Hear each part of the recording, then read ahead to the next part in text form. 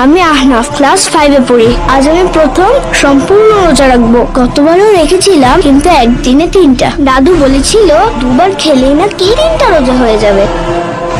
পায়েস আমার খুব পছন্দ, দেখলে না খেয়ে থাকতেই পারি না। কিন্তু এবার সম্পূর্ণ রোজা আমি রাখবোই। মা বলেছে শুধু না খেয়ে থাকাটাই রোজা না, রোজা মানে এর চাইতে অনেক বেশি। এই যে আজ বন্ধুদের সাথে একটু ঝগড়া করিনি, বরং ওদের ঝগড়া থামিয়েছি।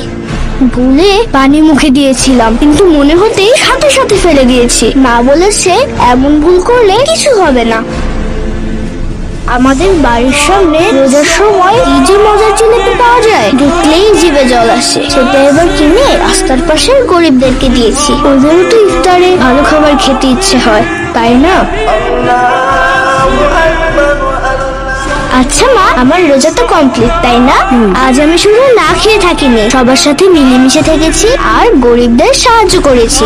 তাই? ও হ্যাঁ, তোমার কাছে পানিও দিয়েছি। তাই নাকি?